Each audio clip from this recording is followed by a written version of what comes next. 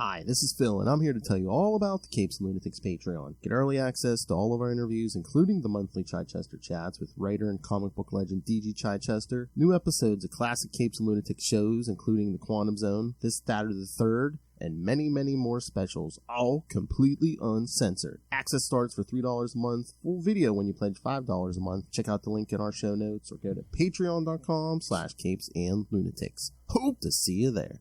Ghost Rider. Is that rolling down motorcycles?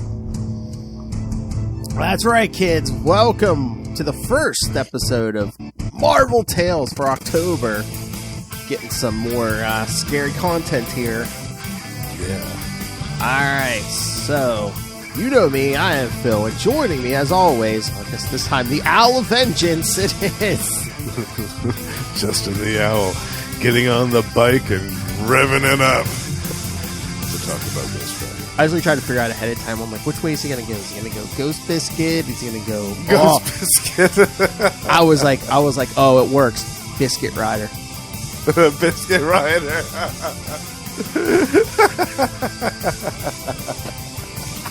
The spirit of Biscuit. I don't know. I like Biscuit Rider. Yeah, that works.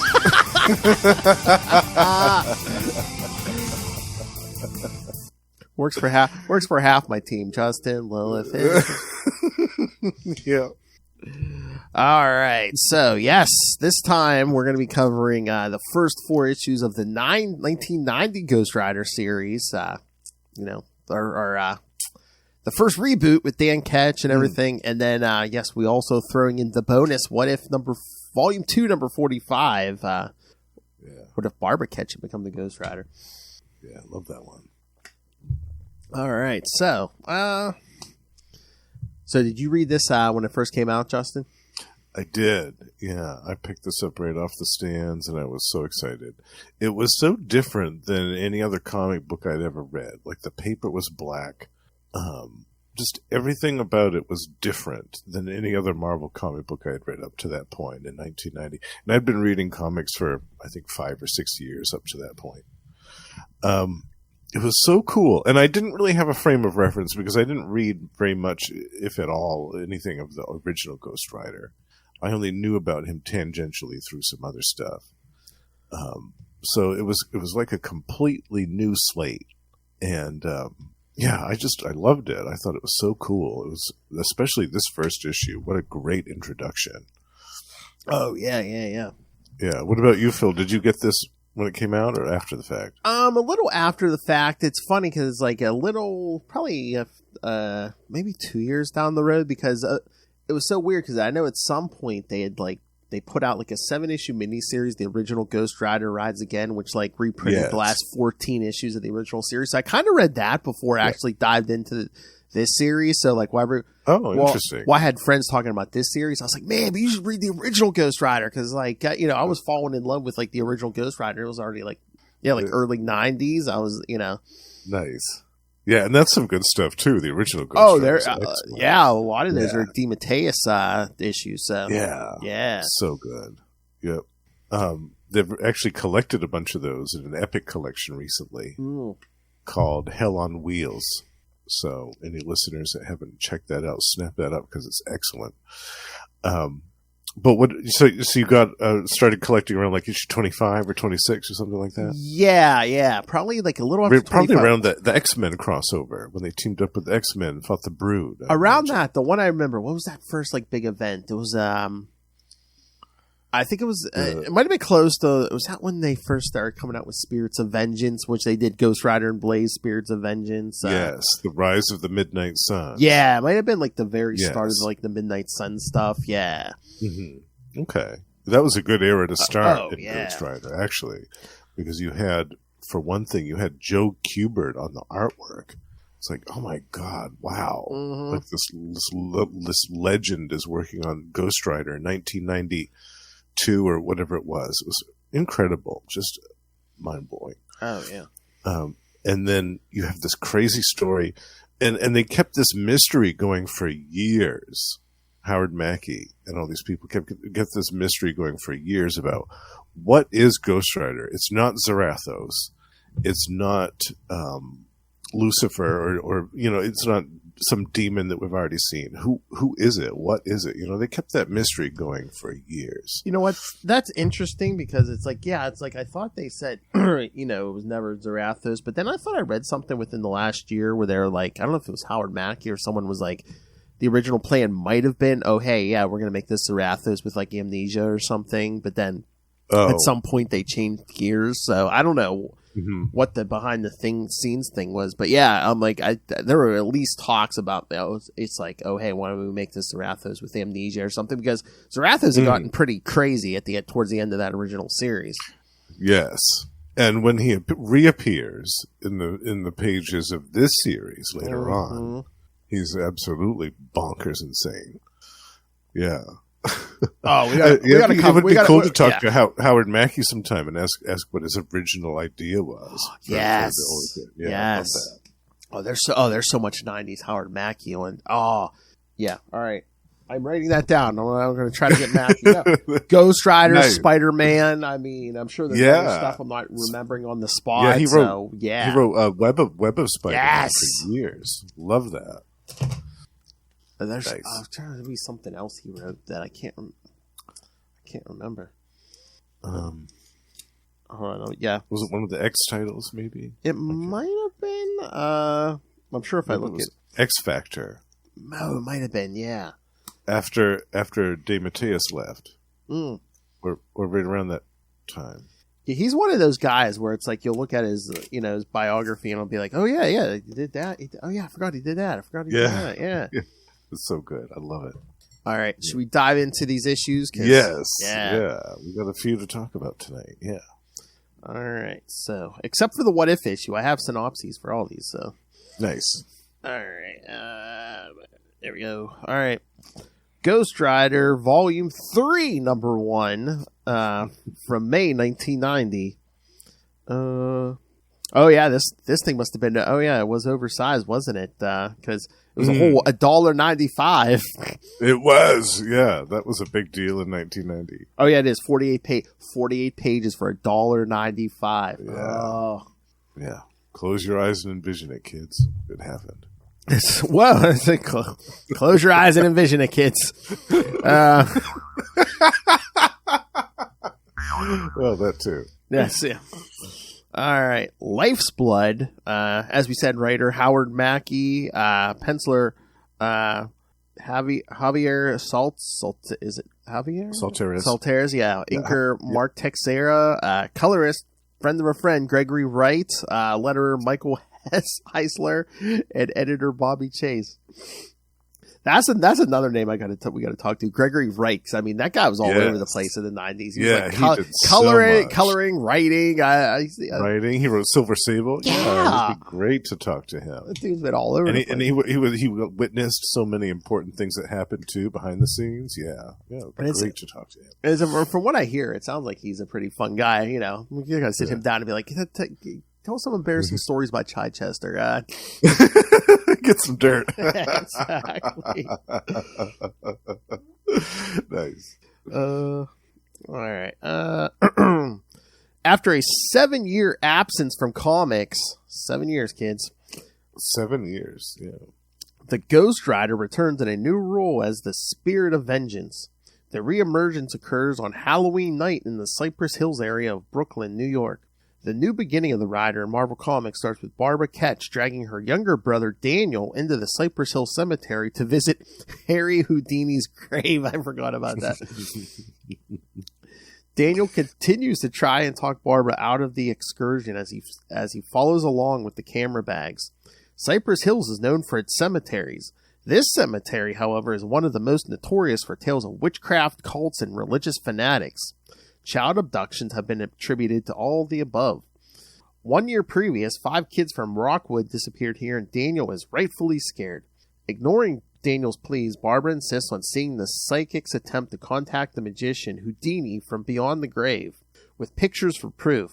While walking through the graves, a group of masked teenagers calling themselves the Cypress Pole Jokers jump from behind the tombstones and scare Barb and Danny.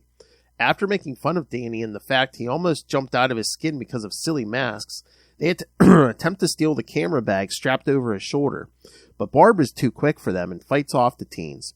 Daniel was no help, and he knows it. The Jokers run off, and Barb and Danny continue toward the gravesite until a gunshot and scream stop their trek. Barbara thinks it is something exciting, and she has a camera. Danny does not have her enthusiasm and wants to leave. Barb is older. Barbara Ketch does not need her brother's help. Barb wins. Following the sound of the gunshot, Danny, going along with his big sister, finds himself at the edge of the graveyard, staring down in the Gallagher's junkyard next door. The Cypress Pole Jokers are also watching the events in the junkyard unfold. Unfortunately for both the Ketches and the Jokers, they stumbled on the beginnings of a war between Deathwatch and the Kingpin. Deathwatch killed one of the Kingpin's couriers. The gunshot and Kingpin's men are in a heavily armed showdown with the masked villain. The courier was carrying a briefcase and both parties won it. Kingpin's henchmen appreciated the new player in the New York game, but killing a courier is frowned upon, and rules are rules in the underworld. They aim their weapons. Deathwatch, expecting this turn of events, snaps his fingers, calling forth masked assassins who take out one of Kingpin's men. Deathwatch kills another. In the ensuing battle, Barb screams as Deathwatch breaks his opponent's neck. It was the last sound she made. Seeing visitors in the graveyard, an unnamed masked assassin fires a crossbow arrow through Barbara Ketch's chest. The firefight continues, and the Jokers steal the briefcase, thinking it may be drugs or money. Daniel drags his sister away from the assault and carries her deeper into the junkyard. The Jokers run off with their prize. Deathwatch splits up his men to acquire the briefcase and to eliminate all witnesses. The masked assassins found the Joker, Polly, with the briefcase, near the spot where Daniel was trying to hide his injured sister. Scared and telling himself he would save Barbara, Daniel pulls her into a large pile of wreckage. The assassins try to coax him out by telling him they only want to help, but Daniel was scared. So much blood, Barb's blood, is on his hands. The assassins have the young Joker, Polly, with a katana at her throat. Barbara is dying, Danny is scared, and the junkyard starts to light up. Headlights from dead cars light the blackness, and Daniel sees a motorcycle in the heap. The bike is pristine. It should not be there, but Daniel drags his sister to the bike. So much blood. Innocent blood! He touches the medallion on the bike. The ground shakes and a light pours from the junkyard as the assassins throw grenades into the wreckage. The Ghost Rider emerges! The Spirit of Vengeance, hosted by Danny Ketch, comes out of the wreckage on a bike with flaming wheels to match the hellfire on Ghost Rider's skull. He takes out the assassins, giving one the penance stare, making the assassin's soul feel all the pain he has ever caused in his life. New York's finest show up on what they think is a routine public disturbance call. They surround the rider, thinking him to be in a Halloween costume. The arrest did not go too well. The rider says the girl, Barbara, needs medical attention and fought off the police. Several cruisers chased him but were not able to catch the hell-fired motorcycle. Later that night, in the Salem Fields area of the Cypress Hills Cemetery, another transformation takes place as the Ghost Rider becomes Daniel Ketch once more. Daniel, still with blood on his hands, ran. He left the motorcycle in the graveyard and ran in a daze to St. John's Hospital. He came through the emergency room doors covered in blood into the arms of his mother, Mrs. Ketch, his girlfriend, Stacy Dolan, and her father, Captain Dolan of the NYPD. Meanwhile, Deathwatch and Kingpin both learn of their henchmen's failures. Deathwatch through his ability to read others' minds by looking through their eyes, and Kingpin through his assistants, who are also present and informed. Both are after the Rider and the Cypress Pole Jokers. The Cypress Pole Jokers meet in their hideout in Salem Fields and discover neither drugs nor money in their suitcase. They find 3 canisters. Instead of just ditching the briefcase and its contents, Polly and the Jokers decide to hide the 3 canisters in different areas of the cemetery so no one will find them. Daniel, recovering in the hospital, goes to talk to Barbara. She was brought in by the police with serious injuries and is in a comatose state. He explains how he wanted to help her, protect her, and that he needs her. He leaves on his new bike, hoping the magic in the motorcycle will save her. Still later that night, Deathwatch's assassins and Kingpin's men track down the Jokers on Jamaica Avenue. An attempted interrogation of the Jokers results in another shootout between the rival gangs, and Ralphie, a Joker, is stabbed in the chest with a katana. Again, Danny Ketch turns into the Ghost Rider to help the Cypress Pole Jokers. When the Rider shows on Jamaica, he handles both gangs and tells the children, the Jokers, not to be afraid. He then takes the injured teen to the same hospital where Barbara lays in a coma. The next day, the Daily Bugle gave the Ghost Rider the front page.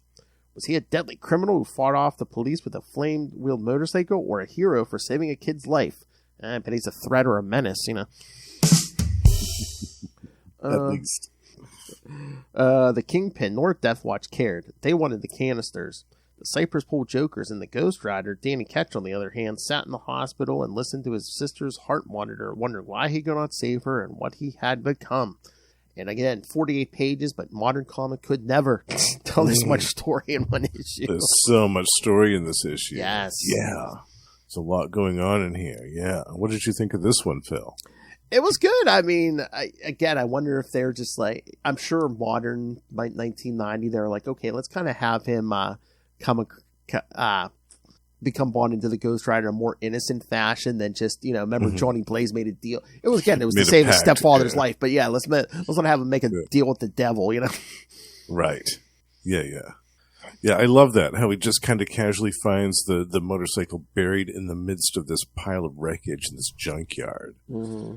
You know, such an innocuous, such a strange, enigmatic way to open this. How did it get there? You know, why? What's this symbol about? Like, the symbol has really nothing to do with anything else. The symbol on the gas cap, like, that doesn't really have a reference to anything in the past. And also the fact that we get a new villain, Deathwatch, who was cool. He was very much like kind of an early 90s villain, kind of this sinister-looking, smarmy businessman by day, but like ninja death cult leader by night. Yes. with the long hair too. In the late 80s, early 90s, all the bad guys had long hair, and they always either have it in ponytails or they had it free flowing. As Deathwatch has it in both cases in this one issue. He's got it tied back later in the issue after he shoots that dude in the face for delivering him the wrong information. I don't know. I'd still say it's a rich man's mullet. It was true. Absolutely. So yeah, we got a new villain, then we have old villain and the Kingpin and his titties. Yeah. They're on full display in this issue. Yeah. And that was kind of creepy too, that part where the guy slices him with the katana blade and then takes the blood and like runs it across his face. I was like, what are you doing, Wilson? Jeez. Because they're like, it's a Ghost Rider book, you know, let's get a little getting crazy. Some kinky crap going on here with old Fisk titties. But he's like, I mean, Kingpin's like another Doctor Doom. It's like, you know, he just like starts racking up the enemies list. I mean, there's Spider-Man, Daredevil, Punisher. Now we're going to add the Ghost Rider to the mix right off for a while. Bat. Yeah, right from the beginning. Although I don't think that the Kingpin and Ghost Rider in Ghost Rider's title. Yeah, not for too long. It's like they kind of like in the beginning here, but but later on in the series, they didn't really have anything to do with each other. Maybe there's, you know, again, you know, Ghost Rider's going to go off in a very supernatural bent, but it's like just like, were they just like, you know, let's not have Kingpin pulling the Wolverine syndrome and being 50 places every month, you know? Right, exactly, yeah. And eventually Ghost Rider would find his way to Kingpin and they'd have their duke out, they'd have their fight. Yeah, and again, I know, like Chichester said, you know, they are trying to keep. Back then, they tried to keep continuity straight because, like, when he did follow the Kingpin, then people wanted to do, the Kingpin in his prime. They're like, they're like, no, you got to, you know, you either got to do a flashback or you got to do him where he's at now, right, on the street or something. Yeah, definitely. Back when they kept track of these things, kids. Yeah. And we got a lot of ninjas in this issue, which I love. We've got ninjas. We have gun-toting mercenaries. We have a rocket launcher fired at Ghost Rider. I mean, this is perfection. I know. A rocket launcher. What is this? The end of a Punisher annual?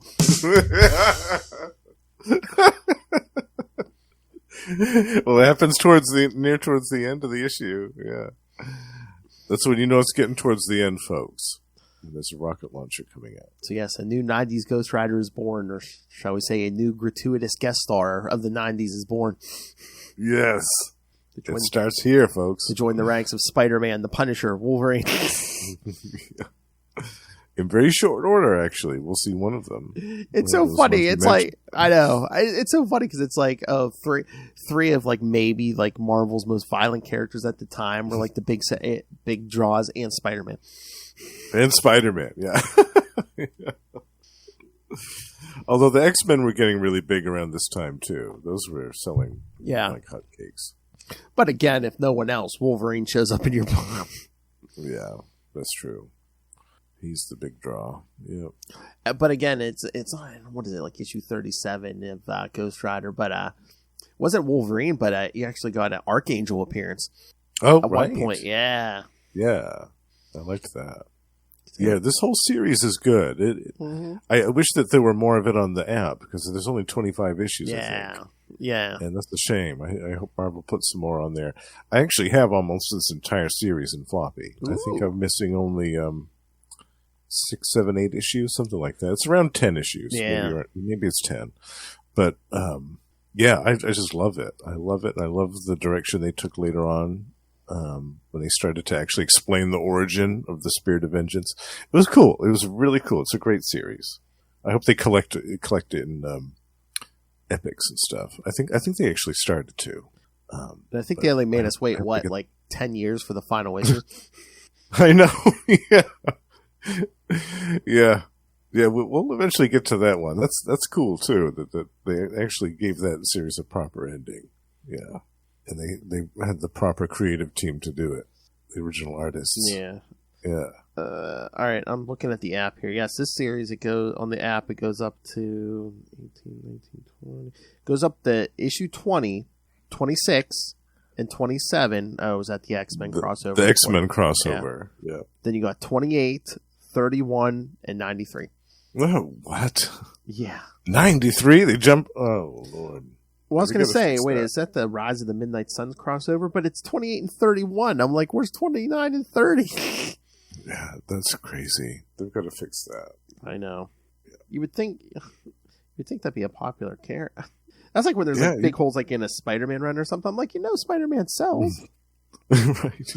Well, that's like Johnny Blaze's series. I just looked. It was 81 issues.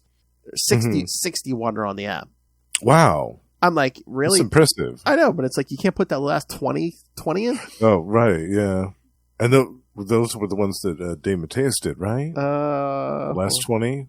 Or so. Yeah, who else? There's another writer. Who was it? Well, I think, was it Roger Stern for a while? And then was Buddy Ansky? It might have been Buddy Ansky. I'm trying to remember him. Yeah, and then he might have been in there somewhere. And then DeMatteis. Yeah, on the app it only goes up to issue 62. So. Oh wow! Yeah, they need to fix that as well. Yes. Put that whole thing on there. Yeesh. Yeah, especially if you're you're not putting those DeMatteis ones up there. Come on. Yeah, or at least put in like an epic collection out that collects all that stuff. If you're not going to put it on the app, put it out in some format so that people can read it. Like I said, I know like back in the day, they reprinted the last 14 in like a 7-issue miniseries because they did 2 issues each issue. And then I know in multiple forms they've done like the first part of the series. But yeah, there's like a big chunk in the middle. I don't know if they've ever reprinted it. I wonder if there's creators' rights issues or something holding up any of that stuff. Maybe. I can't imagine, but maybe. Unless they just think like the 90s series sells. But I don't know. Well, this Ghost Rider one was popular. Like, oh yeah, it started to wane a little bit. I think maybe after issue 50 or in the 60s or somewhere around there, it started to like dip a little bit. But they eventually got their momentum back. Yeah, yeah. Oh no! When he started wearing the red and yellow costume, I was like, I don't know. the Dayglow orange. Yeah. I like my anti-heroes in black leather, Ghost Rider, Justin, Little Hellfire. Dispensing vengeance to the wicked men in black leather around the world. All right. Anything else on this first one, or shall we to the next one? I also was surprised at what happened to Barbara. Yeah. Well, I again, remember reading that the first time and be like, wow, holy cow. Yeah, but again, is it just like the thing where it's like, we need the death of a family member to like drive him on? Yeah. Yeah. I remember being surprised by it the first time I read it. And still also, like, reading it now, it's a visually striking image. Like, the way that whole page is set up. The artwork is splendid. I mean, it's just so gripping, the whole thing. And, and speaking of the Spider-Man influence, his only remaining relative is a mother figure. Yes. Well, I mean, it's true. Yeah. And, he's dating a girl whose father is a police captain. Yeah. Although she eventually becomes a cop herself. There's a good difference there. Yeah. I love Stacy. Yeah, she's great. But yeah, that was all I want to mention was Barb's injury in this was just really kind of surprising. And it's like she doesn't even die in the first issue, so it's like it kind of has you on the edge of your seat here. It's like, is she going to make it? Yeah. Is Deathwatch going to get his hands on her? What's going to happen here? Yeah. And there's just so much mystery in this first issue. I love it. I love that there's no answers to anything. It's just you're left at the end with more questions. And I also want to point out too that there's one thing in this issue that I don't believe we ever see again. And it's the part where he's driving forth and the cops are trying to corral him with the police cars. And the front of Ghost Rider's bike like snaps down and turns into a battering ram. Yes! And he just kind of plows through the cars and just keeps on going. And the cars just fly up in the air. I don't believe that we ever see that battering ram thing, like that front piece of his bike snap down into that battering ram formation. Yeah, I don't remember seeing that before. I don't believe we ever see that again. Yeah. I think that was the only time we saw it. Because I remember reading the series like pretty consistently for quite a long time, and there was always that thought in the back of my head whenever he was in that situation. I was like, is he going to use the battering ram again? Are we going to see that battering ram thing again? But it never happened. I was like, I guess that was a one-off. They were still playing with ideas. Yeah, again, it's a Mystic motorcycle. He's either crashing through stuff or he's jumping over it or he's jumping over it. I mean, he can drive up a wall with this thing. Yeah, he started going over things a lot, I noticed after that. Yeah. Leaving the flaming trail behind him. Yeah. But that was all. Yeah, the battering ram was the only time we see that thing, as far as I know. If there's any listeners that know otherwise, if there's another appearance of that thing, let us know in some feedback. I'd love to see it. And I mean, and this cover is iconic too, because it's like, I mean, it's so good. Take the #1 off it and you show it this to anybody who was reading in the 90s, and they're going to tell you, that's Ghost Rider #1. Totally. When I was a kid, I had a poster of this on my wall. Oh, nice. I loved it so much. Yeah, I love it. Yeah, him just sitting there on that bike. Yeah, so good. And this is a great art team. Javier Salteras and Mark Teixeira. This is the first time I'd seen their stuff together. I'd seen their artwork separate of each other before this, but what a great combination. Holy cow. So good. All right. Should we jump to #2? Yeah. All right. Ghost Rider #2, June 1990. Do Be Afraid of the Dark. Same team. The Cypress Pool Jokers are being chased through the alleys by the Kingpin's men, who want to know where the canisters they stole the prior week are. As one of the men is about to kill one of the kids, the Ghost Rider roars out of the darkness. He punches Craig in the face once, leaving him a bloody mess. Then, using his chain, tears into the rest of them. Grabbing Eldon, Ghost Rider gets back on his bike and races up a building. There we go. The rider wants to know why these canisters are so valuable, but Eldon doesn't know. Giving Eldon his penance stare, the Ghost Rider sears his soul and then races away. In Jamaica Estates, Detective Loretti is watching the news when the TV and lights go out. Sensing trouble, he gets his gun, but it's no use against the creature lurking in the darkness. Blackout tells Frank that if he doesn't cooperate, his wife and son will suffer. Frank tells him what he wants to know, then Blackout kills them all anyway.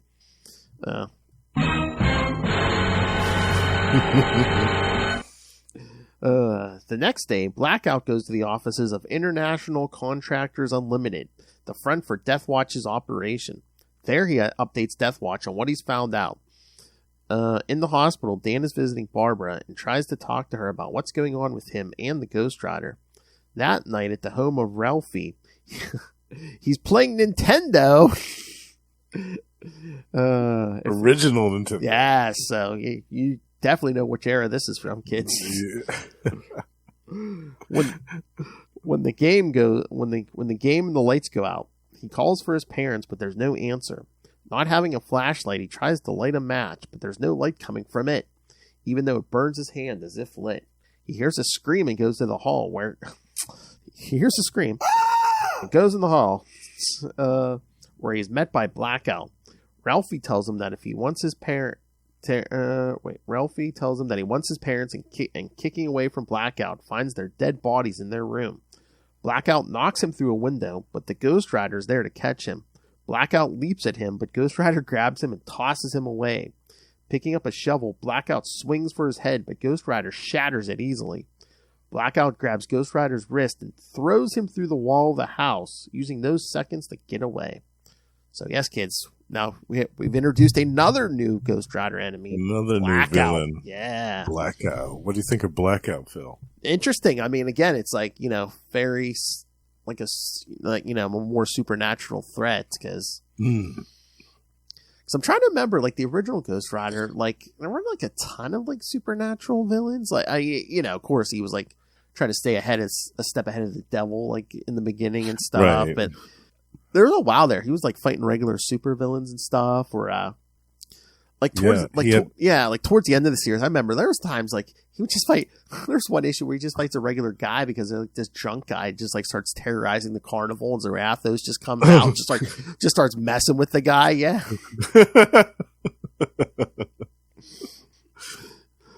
He's about to kill Johnny Blaze, but as a joke, Ghost Rider comes out, he's just terror. Precautionary tale about the dangers of over drinking. Exactly. Overindulgence. Oh yeah, I think he even said something what is it, the DTs that are seeing? Oh, and then there's I told you I love Petty Zarathos. There's the 2-issue arc where he just smacks around the circus of crime. Oh yes, yeah, I love that. Yeah, that was perfect too. The circus of crime and have a confrontation. It was perfect because Johnny Blaze was with a traveling carnival at that point. Yeah, it worked. Yeah. But yeah, I mean, again, of course, there wasn't as much going on this issue because it was a regular size issue. But yeah, I mean, like I said, Blackout, who's going to be big in this book for a while here. Yeah, and there weren't any real vampires at the time because Dr. Strange had used the Montesi formula to wipe them out, basically, a few years prior to this. So I knew that Blackout wasn't a real vampire. I guess that I figured that he had some type of shtick or something, some type of gimmick. Wasn't it cybernetic fangs or something? Implants or something like that, yeah.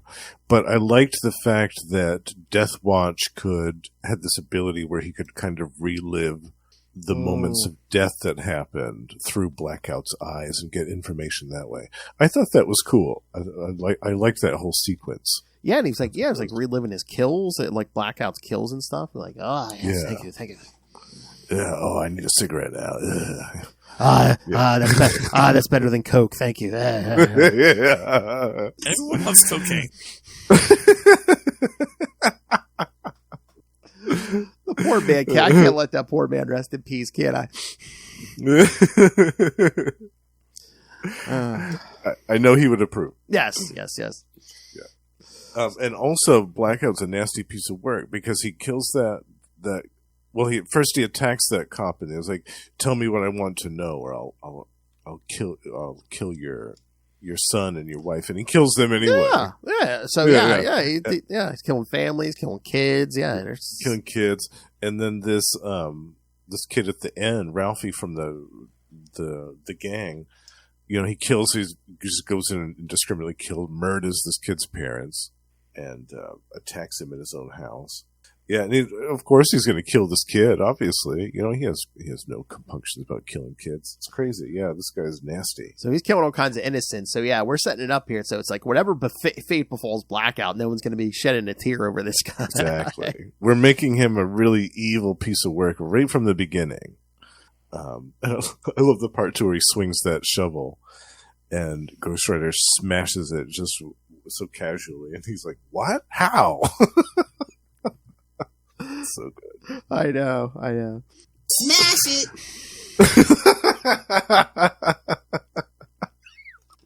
Agents of Smash. That's right. Yeah. I love how you're like, oh, it'll tell you what she's been up to.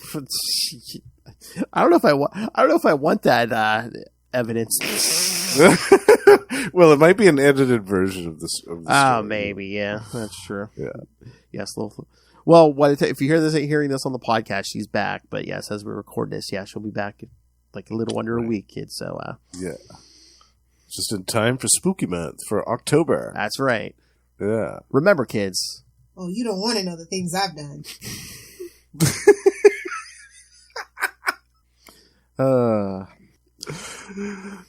All I gotta say is she's Blackout, and there's a bunch of young 20-something Mexican men who are like innocent victims. So that's all. But lots of biting of necks happening and death. I think that should be a future Patreon bonus episode. We get an edited version of some of her hijinks from her vacation. Oh, I want Tales of Lilith Hellfire all through her life. Yeah, Tales of Lilith Hellfire. Yeah. Just the things she's been up to. I mean, she's been a strip club DJ. Yes. I still find it hard to believe in high school she was a cheerleader. Yeah. There's so many untold stories, but it'd be fun to hear about, like, if she went to any exciting places on her vacation, saw any cool things, stuff like that. All right. Well, speaking of another spirit of vengeance, should we get to the next issue? Yes. Number 3. All right. Ghost Rider number 3 from July 1990. Man, this is a good summer, man. Get some new Ghost Rider. Yeah. Oh, man. Boy, I wonder who's going to show up here. Deathwatch, the title. Yep. I think same team. At the 75th precinct, Paulie is being questioned by the cops on what the canisters are and why so many people are dying for them. She doesn't know, but when the station is attacked by Blackout, Deathwatch, and Deathwatch's ninjas, they kill everyone inside and take Paulie so that they can locate the canisters. The Cypress Pole Jokers are in one of the mausoleums figuring out a way to free Paulie when Deathwatch's group arrives. At the Fisk building in Midtown Manhattan, the Kingpin wants all available men within the hour armed and ready to go. He wants those canisters at all costs. Back at the cemetery, they begin interrogating the Jokers by killing Angel. Deathwatch reveals that the contents of the canisters, when combined, will release a mutated biotoxin that will kill half the population of the tri-state area immediately. The rest will die a slow and painful death. The toxin will then spread throughout the country like a plague. The Arranger then arrives and demands the release of Paulie and the canisters to him. Deathwatch is about to resist when, with a snap of his fingers, at least 50 men come out of the shadows, all armed and all targeting Deathwatch and his men. Deathwatch, understanding the situation, tells Blackout to turn over the canisters.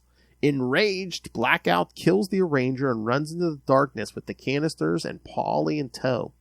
Running through the cemetery, Paulie remembers where the third canister is, and now Blackout has all 3. But Ghost Rider has arrived and begins his attack. While Paulie is watching the fight, a shadowy figure grabs her from behind and pulls her into the darkness. Grabbing Blackout, Ghost Rider holds him tight, and Blackout attempts to bite into the Ghost Rider, and the result is mystic hellfire scorching Blackout's face into a melted mess. Screaming, Blackout flees into the darkness. The next morning, the Kingpin reflects on the prior night's events and on whether the Ghost Rider will become an eventual thorn in his side. And the fans cry, O-ring! Hello, Noel. I know. All right, thoughts, Justin? Well, this one escalated quickly, didn't it? Yes. Right at the beginning, we've got Deathwatch and Blackout and his men bursting right into the police precinct and murdering a bunch of cops in cold blood. I know. I was just thinking as I was reading this, I'm like, what would have been cool if they had like waited on the Kingpin stuff a little bit, or at least this part of it, and just like escalated it. So then maybe by like towards the end of the first year, you do a big Kingpin story and you bring in like Spider-Man and Daredevil and Punisher, maybe, you know, one or all of them. I think that they would do that now if they were doing this series today. I think that they would definitely do it that way. They'd definitely draw this out a lot longer. Because there's so much, like you said before, there's so much story like compacted into these issues, especially the first issue where it was longer. But yeah, I definitely agree with you. Having the Kingpin appear a little bit later in the series, I think would have helped this, especially this story, because it seemed to be wrapped up really quick. Mm-hmm. At the end, Deathwatch is like, "Okay, you win, bye." And then, you know, Blackout has his little tizzy, and that's the end of that situation with the canisters, because the Hellfire basically fuses those and renders them inert, so the threat's over. But it just seemed to be wrapped up really quick for the build-up that we had over the last 2 issues. Again, like I said, maybe there was just this, you know, Howard Mackie was just like, okay, you know, maybe the Kingpin's the wrong way to go. We're going to go more supernatural route. Or maybe the Kingpin was just like a plot device to like keep Deathwatch busy for these first couple issues. To have a rival. Yeah. Yeah. I think you're right, yeah. Because again, you're in 1990s Marvel New York, so it's like, yeah, if he's in the crime, it's very possible he's going to rub the Kingpin the wrong way. Absolutely, especially if he's rising up in the underworld, yeah. Mm-hmm. And ninjas. I mean, if you've got ninjas in your employ, then the Kingpin's going to know about it. I also laughed at Blackout. I remember thinking the first time I read this, him trying to bite Ghost Rider. I was like, what are you thinking? Like, you can see the flame coming out of the skull. Does he think it's this like creature that you're fighting? Do you think it's just cosmetic? Do you think like that's what I'm thinking? Is he think it's fake, like a costume or something? But even still, it's like, wouldn't it seem like real fire? You're gonna try to, even if it's regular fire, you're gonna try to bite through fire. Yeah. What's that? I didn't understand any of the logic behind that, but I suppose we did have to have a way for him to get his face scarred, because that was his big deal. He thought he was so beautiful. Oh, my perfect face! You ruined it. You know, so that had to happen quickly. I get that. Yeah. And I'm trying to remember, it's like, did those fangs do anything with that blood, or was he just doing that to kill, you know, just like puncture them to kill them, or, you know, bleed them out or whatever? Yeah, I don't know if he's drinking their blood or not. Maybe I think that he was later on when he started to become more, you know, more full-on vampire. But because, like you said, at this point, he's not a real vampire, you know. Yeah. Although we will discover more about his origin later on, that he does have connections to Lilith, the demon mother. Yes, yeah. I'm trying to remember, a few years ago, there was I think it was a Superior Spider-Man annual. I'm trying to remember, Blackout shows, that's it. Yeah, because Blackout shows up, and I think he might threaten Aunt May or attack her, and it's like, oh, really? Wow. So it's Superior Spider-Man, so Doc Ock gets him, and I think basically tortures him. Well, he's got this allergy to sunlight, so probably he did something with that. Yeah. I'm trying to remember, because I only read it once or twice, but yeah. I'll have to read that. Yeah. Oh, speaking of, Superior Spider-Man's making a return in October, kids. They're doing like a one-shot, and then I think they're doing another series, so. Nice. Yeah. Very nice. You going to cover that on Spider-Cast? Yeah, where I know, me and Lilith were talking, we might just do a special in October, just because that was one of Charlie's favorites, the Superior. I mean, I love it too, yes. But yeah, that was one of Charlie's favorites, yeah. Superior Puss! Again, that's the origin of that job. We were talking about Superior, Superior Spider-Man is Dr. Octopus, so Lilith just blurts out, Superior Puss! And I'm like, that is too good to not let that go as not a drop. I love it. That's one of my favorites. All right. So yeah, any other thoughts on this, or should we get to 4, which we could have ended it at 3, but I wanted 4 for a particular reason. Oh, yeah, definitely, yeah. No, I'm glad you added number 4 in there, too. Yeah, no, that was all. I just thought that the story was wrapped up pretty quick. I thought they could have kept this story going a little bit further. Yeah. And also, there are rumors that there's one canister of that gas that escaped, and they used it to create Axe body spray. Oh, nice. Nice. That was the base for what would later become Axe body spray. The scent of douchebags everywhere.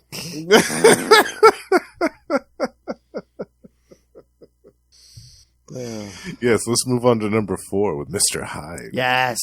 One of my favorite punching bags, Mr. Hyde, yes. Again, I mean, this guy's he's basically the town bicycle. I mean, he's bad everybody, basically. I mean, Thor, Daredevil, Spider-Man, Captain America. Spider-Man. He's been part of the Masters of Evil Captain at least America. once. Yeah, he's been on a team fighting the Avengers at least once. So yeah, he gets around too. Yeah. He's a well-traveled supervillain. So yeah, Ghost Rider number 4, August 1990. You can run, but you can't hide with a Y. Same team. Oh, Lord. 3 guys and a gang of angry men are about to assault a black family, claiming that ever since they moved in, kids have been disappearing. Racist. The timeless racism. God. Oh, Lord.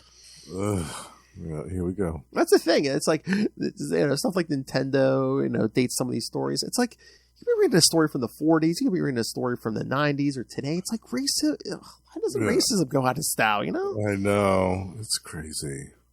But I'm glad that Ghost Rider beats the crap out of him. Oh, yeah. As racist should be. Well, once again, just like with the Blackout thing, it's like, let's make these guys as horrible as possible. So when Ghost Rider, mets out vengeance, no one's like crying for these guys. Yeah, it's like, use that chain, beat that sucker. Yeah, I love it. Anytime that Ghost Rider beats on neo-Nazis or skinheads or whatever, I love it. I could read a whole issue of just that. Oh, there you go, neo-Nazi vampires. Yeah.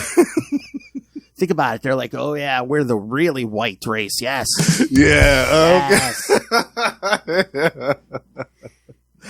Oh, you're onto something there.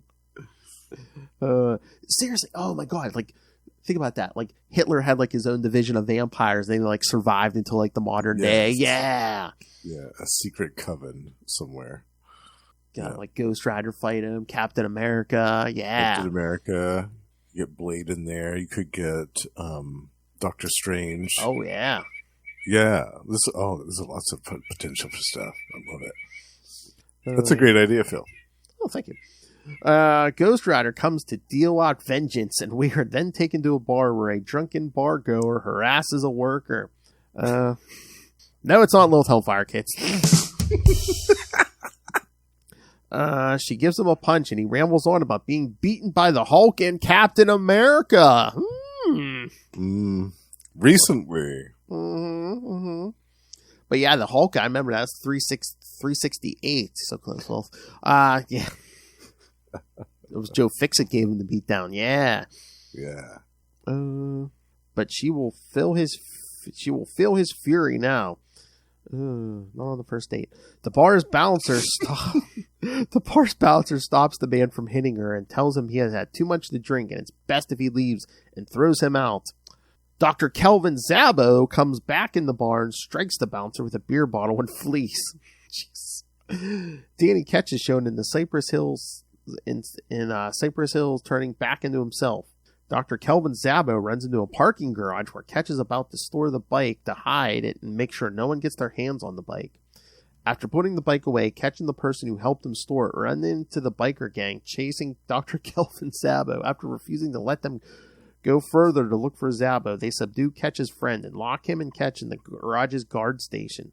Simultaneously, transformations happen. Oh, hold on. Lost my place for a second. Damn it. I hit the wrong link. Hold on. Whoops. Open. All right. Here we go. Simultaneously, transformations happen. Dr. Kelvin Zabo finally is able to revert to his Hyde persona after getting a head injury from the Hulk. While Danny's bike bursts into flames and escapes from the chained and locked chain link fence and comes to him and transforms into the Ghost Rider after touching the talisman. Hyde attacks the biker gang and is about to hurl a car full of youths at them when Ghost Rider stops him. And a battle ensues. Ghost Rider is able to use his penance stare on Hyde, and for a short time it reverts him back to Zabo, then back to Hyde. He flees. Ghost Rider chases him, but is still unable to get Hyde. But as he runs off, he says that he will seek his revenge. Then, as the comic ends, we see a guy knocking over a lady and stealing her baby. We are left with a Punisher logo. Oh. Soon our first gratuitous guest star. Yes. It only took 5 issues. I know. I'm surprised Spider-Man wasn't in that first issue somehow. Or at least the second issue, right? Yeah, because what was it? Was it Mark Spector #2 where I think like Spider-Man swings by on like one page and that's like a... Yeah, it's like a cameo. Justifies him on the cover, yeah. Yeah. All right, so what did you think about this issue, Justin? Dr. Calvin Zabo could not get it up. Yeah. He was having some issues with his confidence. Yeah. Although I have to say that he did have some brass cojones walking back into that bar and saying, "No one manhandles Dr. Calvin Zabo," and then smashes a beer bottle over that giant dude's head from behind, like just as his normal self. Like that took some brass ones, I will say. I wondered if it was like a combination of like ego and he's just like, if I get my ass beat enough, maybe it'll revert right. me to Hyde, turn me into Mr. Hyde. Yeah, maybe exactly. Maybe if they curb stomp me enough, I'll change to Mr. Hyde and I'll be able to exact my vengeance upon them and everyone else. I don't know. That's a pretty big gamble to take. Oh, yeah. I know. Yeah. And that woman punches him right in the face. Oh, I love it. I love it so much. What a jerk. And we're also introduced to Danny's friend, Biscuit Jack. Oh, Biscuit Jack, yeah. Biscuit Jack, yeah. Who we see, he appears kind of off and on throughout this series. And he eventually gets a costume persona of his own later on. But I think this is his first appearance, yeah. And I love it when he picks up the car with the kids in it. Oh, yeah. It's so funny. But again, I just love like Mr. Hyde is such a punching bag. And it's like, what class is he in? Because it's like, yeah, he's had fights with like Thor and the Hulk, but it's like also, he's battled Captain America and Spider-Man and Daredevil. It's like Daredevil, yeah. Right. What's your station, sir? Yeah. How powerful are you? Yeah. That's a good question. I wonder. I'm going to look that up and see what his strength rating is at. I'm curious about that. And I mean, he was in that group that beat down Hercules too, right? Yeah. Yeah, the Masters. Yeah, the Masters of Evil, definitely. Yeah. And I think that his powers have fluctuated too over the years. Oh yeah, I think so. Yeah, right. Probably that formula is giving him like his strength has gone down and gone up. Yeah. Mm-hmm. And again, he's such a piece of crap. Like he's like the only man. Like Steve Rogers has been like, oh yeah, I'm going to give him the shield to the throat. Right. Again, he's not messing around. Yeah, no. Steve Rogers is usually pretty merciful. He's like, no, this is the guy who beat down Jarvis. This guy has no compulsions about like beating innocents. Nah, he's just getting it to the throat. Yeah. Okay, this says 50 tons. Okay. So that's impressive. That's to fight somebody on the level of Daredevil. Yeah, he's about halfway. Spider-Man. He's about halfway between Spider-Man and the Hulk, I'd say. Yeah. Mm-hmm. Yeah, that's impressive. And he does have a healing factor as well, apparently. Yeah, it seems like in the Marvel Universe, if you take any kind of formula for your powers, it gives you a healing factor anymore. It's like Goblin formula, this formula. Yeah. Hell, I think Spider-Man has somewhat of a healing. I mean, he heals faster. It's no Wolverine healing factor, but... Mm-hmm. It's still better than most. Yeah. Seems like if you have some kind of superpowers, yeah, you get at least limited, healing. Mm-hmm. Yep. All right. All right, so... Yeah, once again, the art is great in this. Oh, yeah. So good. What a great depiction of Mr. Hyde, especially when he's just about to transform, like the agony in his face. Mm-hmm. It's so good. I love it. And the depiction of the biker gangs. I mean, this is a classic, comic book biker gang circa 1990. Yes. Definitely, yes. I love it. Yeah, if Ghost Rider wasn't beaten up like street punks or like the neo-Nazi trash that we saw earlier in this issue, or like just random biker gangs, it wasn't a real Ghost Rider issue. He had to fight at least one of those iterations of somebody at some point throughout the course of the issue to remind the reader that he was there on the streets, taking care of it. Exactly. All right. Any other thoughts on this, or should we get to the what if issue? Yeah, let's get to the what if issue, because that one's interesting. Yeah. Yeah. So, like I said, I don't have a synopsis for this one. It's what if, volume 2, number 45. But yes, it's what if Barbara Ketch had become the Ghost Rider. Here, let me do the credits here. I got the credits at least. It's from January 1993, so like 3 years after the fact. And yes, this one written by friend of the show, Mr. Ron Mars, who I've talked to, Justin has talked to with Russell. Yeah. This is Ron Mars. You are listening to the Capes and Lunatics podcast. Which is interesting, because I'm used to him writing in, like, Green Lantern, Silver Surfer, so, yeah, this is a little... cosmic level stuff. Yeah. Yeah. Penciler Dale Eaglesham, inker Brian Garvey, colorist Tom Vincent, letterer Janice Chiang, and editor Craig Anderson. So, yeah, so no one from like the original, original issues. This is a whole different team. Yeah, so I love it's all through the issue and it's on the cover, but I love. It's like when someone becomes the Ghost Rider, they become like a skeletal, a flaming skeleton, but it's like a female Ghost Rider still wants to have boobs. She's still got boob bones. And she's a lot more shapely around the midsection. She's got a little bit more, womanly curves. Yes. Yeah. And I love that. And I love that, like, these old what ifs, because they don't do this even when they do like a what if anymore, where it's like the Watcher introduces the thing and stuff. Yes. Yeah. I love the Watcher's introductions. And sometimes when he crops up, like maybe halfway through the issue, and in case you forgot about me, I'm still here and I'm still narrating the story. Yes. So, yeah, I mean, basically it starts the same. Danny and Barbara, she gets shot with the crossbow arrow, and he drags her down and then finds the motorcycle. But before he can touch the medallion, he gets gunned down. Mm-hmm. But then she's murdered. She's able to wake up enough to touch that medallion. So she becomes the Ghost Rider. And then she goes on an unholy crusade, basically, of vengeance, and starts actually taking lives. Oh, yeah. Well, this first encounter, I mean, she tries to snap Deathwatch's neck, and she's like, feels pain, and she's like, why can't I slay this guy? Yeah. There's some force that's keeping her from killing him. Mm-hmm. Yeah. But of course, she changes back and she's healed, so. Yeah. But they show her. Danny's gone. Yeah, they show her and Stacy at Danny's funeral and stuff. Yeah. But then, one night when she's sleeping, I guess she's having an actual... I'm assuming it's not just a dream. She's having an actual conversation with the Ghost Rider spirit. The spirit, yeah. Spirit of vengeance. Yeah, and she kind of like wrestles it into submission. I really liked that part. I thought that was cool. Mm-hmm. She's like, my will is greater than yours, I really liked that. That was probably my favorite part of the issue, actually. Mm-hmm. I thought that was cool.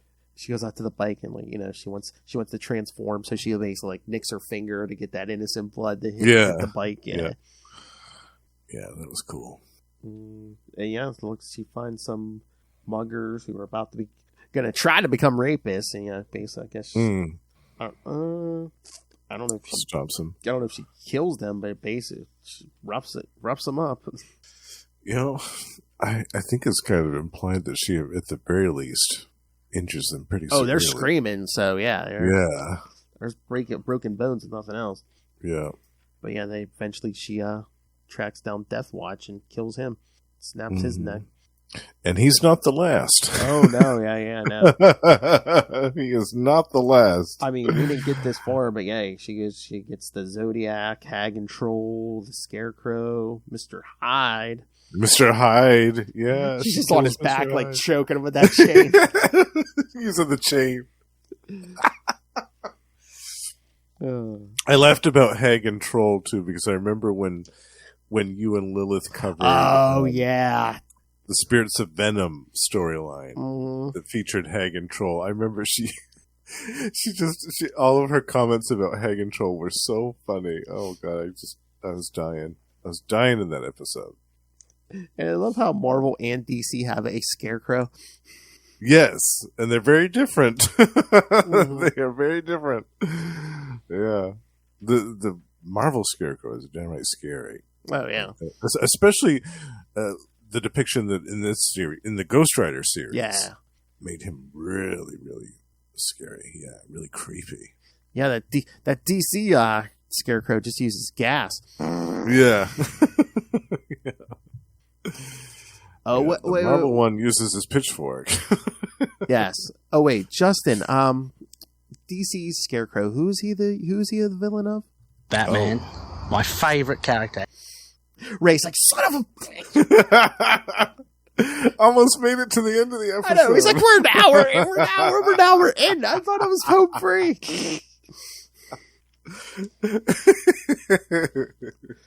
Sorry, Ray. I'll try to warn you next time so you can like put your head back in your phone and play Marvel Snap some more. Marvel Snap. Oh, get back to your Marvel Snap, Ray. What the F?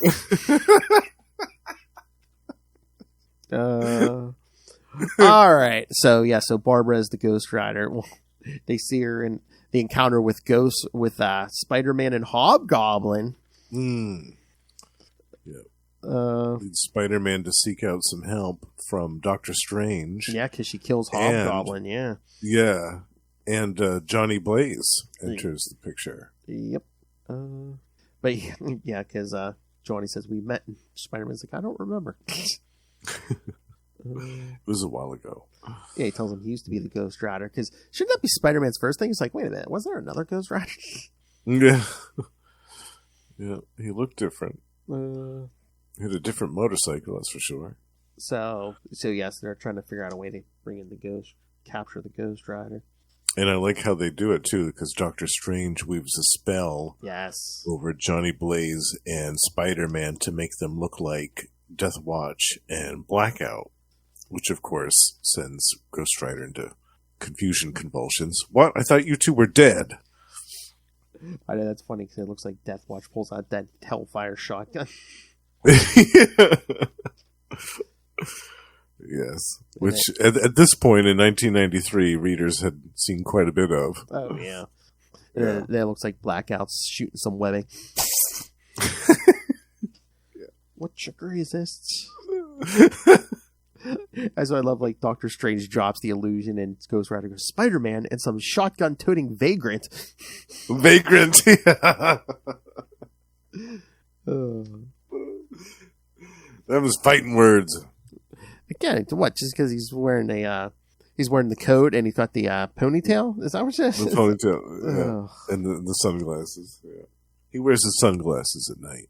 Oh, nice. I was going to say, it's not a mullet. No, he's got that ponytail and stuff. Ponytail. He's rocking the ponytail. Naughty but a goody, kids. Party in the front and the back. I need it bigger. Giant sized man thing. Oh, I was going to say, watch that Hellfire shotgun. It's got a hair trigger. Oh, that's towards the end of that's the second half of the month, Justin. It's a giant sized man thing. Yes. Yes. So more treats coming up. Yeah, so basically Doctor Strange and the others trap Ghost Rider in that pentagram, and then separate Barbara from the spirit of vengeance. Yeah. Who eventually gets away. Yeah. Of course. But then Barbara dies. I didn't like that. Yeah, no. Because I mean, her injuries from the era were healed. So, unless it was just like because they separated her from the Ghost, just the way they separated her from the Ghost Rider, maybe the strain of the whole magical procedure was too much. I don't know. I thought that was. It would have been better to have her be separated from the spirit and left alive to do her own thing. I think. And they basically. I would like that. Yeah. And then they basically just end the issue with the Watcher saying, "Oh, who knows what'll come next?" As you see like a somebody's shadow lurking over that bike in the alley. Yeah. Who will be the next bearer of the mantle? I think it would have been interesting if the spirit would have jumped into Johnny Blaze. Johnny Blaze, yeah, standing right there, or Spider-Man. That's funny when this spirit comes flying out. Johnny's like ducking. He's like, "Not again!" No, I've already been through this and I hated it. All right, so yeah, I really like this one. I like the art in this a lot. I love the script, obviously. Oh yeah, it was interesting to see, obviously, what would happen if Barbara took over, but her different take on it. Yes, on the role of being Ghost Rider was cool. It made me want to see more. Honestly, it made me want to read more of Barbara's exploits. Of what if happened if have some type of kind of like a Spider-Gwen. Yeah. Type of situation where we had an ongoing series that explored, well, what if Danny died and she became Ghost Rider and fought the same villains, maybe not necessarily go on the murder spree and kill them all. But, I always thought that would be an interesting read if somebody explored that option further.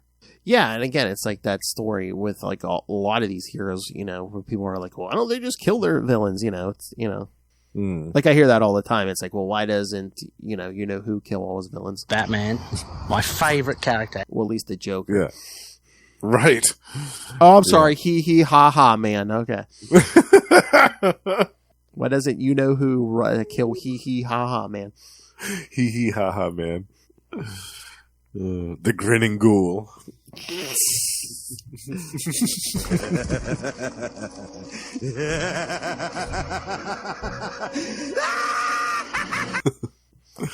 That Mark Hamill's a genius. Yes, he is. He's the best. All right. So, any other thoughts on these, Justin? No, just that really. This made me hungry for more Barbara Ketch Ghost Rider. I wanted to see more of that in the series, and even like some backups in an annual or like something like that. Just I wanted to see more of that concept explored further. Maybe we'll see that someday. Who knows? But yeah, this is a great issue. Definitely. Oh yeah. Again, just like it's like, oh, what if, whoever became the Ghost Rider just, went off the rails, just started killing all of the villains. Yeah. Yeah. Yeah.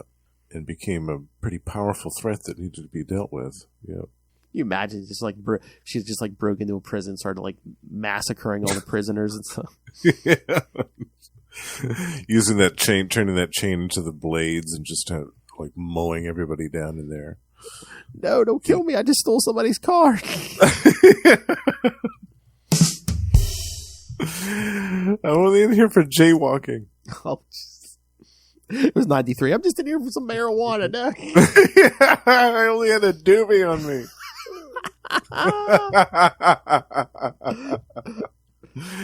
They would be in prison for that in 1993. Yeah, absolutely. Smoked a doobie. Yeah. Again, if marijuana is a crime, give Justin and Lilith the chair. Absolutely. I would be fried several times over from that. Yeah. Oh, why do I feel like Lilith is living on a marijuana farm down there? Maybe that's what she was doing on her vacation. She was starting a farm. She's the biggest marijuana supplier in Mexico now. Jeez. All satire and parody, CIA, FBI. It's all satire and parody. Yes, yes. I'm just, oh my Nothing God. to see here. Can you imagine a federal agent just like raided Lilith's house? She'd be like, what did he say? Why wasn't there?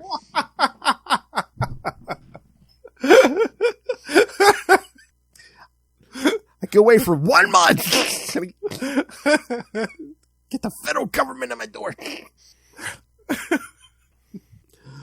I don't know. I think her dogs would chase them away. That's true. That's true. Those dogs. Oh God, you want witnesses? Those dogs. You're lucky dogs can't testify in a court of law, little Hellfire. Especially that little one. You know, if he thought he could keep the house, he'd let you go. She said her littlest one. I don't know if he still does, but there was a time there, like, you know, he was ready to go to bed. And, you know, she's sitting there watching TV. He'd jump up on the couch, hit the remote, turn the TV off, be like, turn it off. Bedtime. Yeah. That's it. I love it. Oh my God. That's like when she was up here in April, like she was getting pictures from the dog sitter. All those dogs had like nasty looks on like depressed looks on their faces because which I would too. I mean, she hand makes them food and stuff. I'm like, there's a couch. I mean, unless she got rid of it on the move, there was a couch in her residence that a human butt had never touched. It was dogs. Oh, only dogs. Dogs had their own furniture, and she hand cooked for them. I'd be mad too. She left for more than a couple hours. Where's my gourmet feast? Exactly. I love it. Well, they should be pampered. Animals should be spoiled. Oh yeah, definitely. I always agree with that. They should totally be spoiled all the time. But she goes above and beyond. Oh no, trust me. I think she's pretty sure she loves animals more than people. So, well, Justin's like, yeah, that's good. It's easier to do. I'm there too. Yeah, that's another thing we have in common.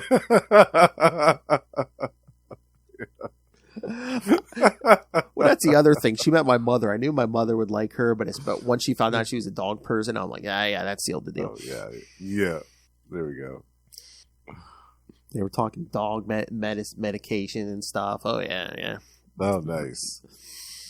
I love it. All right. Anything else, Justin? No, I think we covered it all. This was a lovely little retrospective of the beginnings of the 1990s Ghost Rider with Danny Ketch and company. And yeah, it was great to read these again. Yeah, this is definitely one of my all-time favorite series. Oh yeah, I love it. Yeah. Although I like the first series too. I mean, yeah, they're both good. Those first two series are so much good Ghost Rider. Yeah. Yeah, like I said, I hope that they collect more of it in the form of these great epic collections that have been coming out. Maybe even a hardcover omnibus at some point would be cool. So once again, if anything else, I'm sure like once Ghost Rider hits the MCU, they're probably gonna. That's usually seems like when they start collecting a ton of stuff. Yeah. When someone shows up in live action. That's true. Yeah, but like I said, any listeners who is interested in the original Ghost Rider, go check out that epic collection, Hell on Wheels, that came out last year. It is so good. So good. All right. And pay us, Marvel. We're advertising all your stuff. That's right. Yeah. Oh, yeah. Did you see? I mean, that Romnibus coming in January. And I don't know if it's before or not, but I guess, I don't know if it's going to be a collection or something, but like, I guess they're just going to collect like Rom's team ups with the X-Men. Oh, yes. Yeah. Russell just showed me the cover of that. Yeah. Earlier today. That looks amazing. Yeah. And I think it's called Marvel Tales.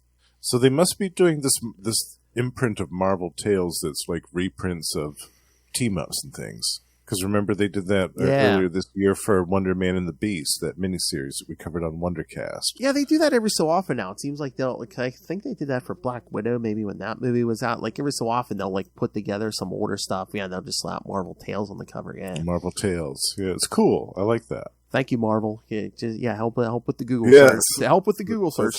Thank you, Marvel. Yeah. Read some comics and listen to our podcast. Exactly. That's right. Hey, read along with us and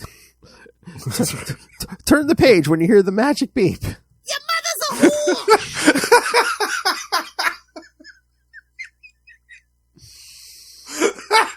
whore. Oh my God! Read along with the Capes and Lunatics. And the Ghost Rider jumped the building. Turn the page. Your mother's a whore. Oh no, that's the Frank Miller. That's the Frank Miller read along. Okay, I'm sorry. Yeah. Those are all the Frank issues. All right, so. All right, thank you for joining us for the Ghost Rider. Next episode, the spooky time continues. I think we amp it up a little too, because yes, we're going to do more 90s stuff. The first 3 issues of Hellstorm, Prince of Lies. Yeah. Which you can find on Marvel Unlimited, of course. Yep. So, and then the last 2 weeks of October, we're going to split it up because there's a... we're going to tackle the first 12 issues of Marvel Comics Presents. We'll do the first 6, then the 7 through 12. The Man-Thing story in general. Again, I wonder whose pick that was. Maybe me. Someone demanded Man-Thing, and Lilith said, well, it's not Lilith. It's a giant-sized Man-Thing. It wasn't this one. Giant-sized Man-Thing. It was this one. Giant-sized Man-Thing.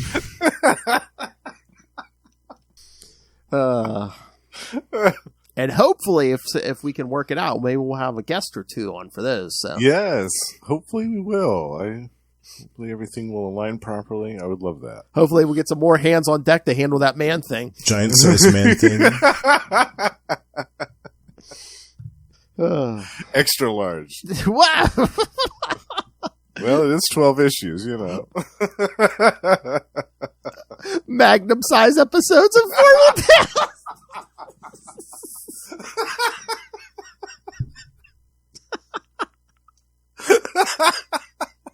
Magnum series. And at some point, maybe next year, we'll have to see if we get Lilith back. Maybe we'll cover some of those giant-sized Man-Thing issues, you know? Yes. I love those. Yeah. That would be great for October next year, too. Our Magnum series. Magnum series. All right. 12 issues or more. Wow! Well, definitely this month is, yeah. Wow, he's strict like Lil. 12 or more. Very hard, very tempting. I wonder if my wrist is ready for that. Power of Is the that a sentient penis. tongue? Oh. Power of the penis. Is that a sentient tongue? Well, now you know how Ray feels, Lilith. I'm not even there. What the hell? Lubricated eels are the best. All right, so yes, send us all your thoughts on Hellstorm, and we're recording that right after this. So, but yeah, we'll read it on a future episode, or send us your thoughts on the Man-Thing stuff. Again, the first 12 Ghost Rider. and Ghost Rider, yeah, but yeah, the Man-Thing stuff, the first 12 issues of Marvel Comics Presents from the 90s. So so send us your thoughts. Email us CapesandLunatics@gmail.com or call the voicemail 614-382-2737. That's 614-38-CAPES. And remember, you can find all things Capes and Lunatics, episodes, social media, merchandise, the Patreon, which again, you never know what you're going to find there. Could be a movie review, could be Lilith Hellfire's drunken ramblings. And again, I want Untold Tales of Lilith Hellfires here. So. Yes. Yeah. Hey, I love that. Hey, Justin, you're a patron. You should send me email so I can share. Be like, the fans demand Untold Tales. The fans are asking for this. I'll come up with fancy logo and everything. I mean, like Untold Tales of Lilith Hellfire. Yeah, I love it. So find all of that all in one place. That's tubespace.io/CapesandLunatics Podcast Network. That's tubespace.io/CapesandLunatics Podcast Network. All right. If you want to find this Biscuit Rider, you can find them every week right here on Marvel Tales. You can find them at the last week of every month on We Are the Night, the Batman podcast. Talking Azrael with me. You can find him twice a month with me and Tyler and James on Electric Mullet, the Superman podcast. Yeah. Where we're reading Superman in order from John Byrne's Man of Steel on. And... was that everything over here? I I forget you. Yeah, we haven't started Energon yet. Oh yes, that's what I was soon, thinking. though. Yes, the Energon Universe podcast. Yes, where me and Justin and some redneck are going to cover the new Transformers and G.I. Joe series coming out here soon. So so stay tuned for that. I'm sorry. No, that's mean. No, not some random redneck. No, it's Russell. You know it's Russell. We love you, Russell. You got to rub that one in. No, I invented that, you dick. But if you want more of Justin, where else can we find you, Justin? You can also find me twice a month with my pal Russell over at Gamma Charge, the strongest podcast there is, where we talk everything to do with the Incredible Hulk and the sensational She-Hulk. And we also have a Patreon page, so do check that out if you're so inclined. And we do live episodes every month as well, covering the brand new series, which is excellent. We are also joined on another podcast by our friends Ray and Sparky on Predator and Prey, the Yucha podcast. And that's another one that's twice a month, where we talk about everything to do with Fox's Predator in comics, action figures, movies, and more. And Russell and I also co-host Gone the Form of Man, the Etrigan podcast, which is a podcast dedicated to DC's Demon, going all the way back to the 70s with Jack Kirby's original series covering the character, which has been super fun. And I think by the time that this episode comes out, we'll be on to episode 2 or 3 maybe of that. Ooh. So those will all be out and available for everyone to listen to. And last but not least, The Lost Library of Legends is out now. And by the time that this episode is out, there might even be another 2 or 3 in the pipeline. We'll see. We'll see what I can get done. Scream at! Yes, kids, because sometimes life gets in the way. Cock-a-doodle-doo! Yeah, sometimes, you know. Cock-a-doodle-doo! And that, too. My favorite biscuit. Tap, tap, tapping my way downtown. It's so salty. Well, that escalated quickly. All right, kids. Thanks for joining us. Oh, there's Russell's O-ring. Hey, Russell. Hey, we're wrapping up this one, Russell. But if you want to stay tuned, we're going to be recording a Hellstorm episode next. So yes, the Prince of Lies. And no, kids, it's not a politician.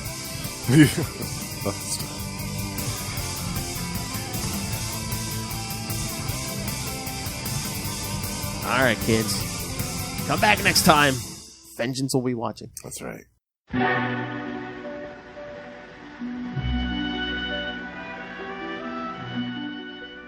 Good evening. We bid you welcome and invite you to Taste the Pod of Dracula, the only active Dracula discussion podcast, covering literature's greatest villain through books, movies, comic books, video games, television, and more. The pod is the life. Taste the Pod of Dracula. Coming soon.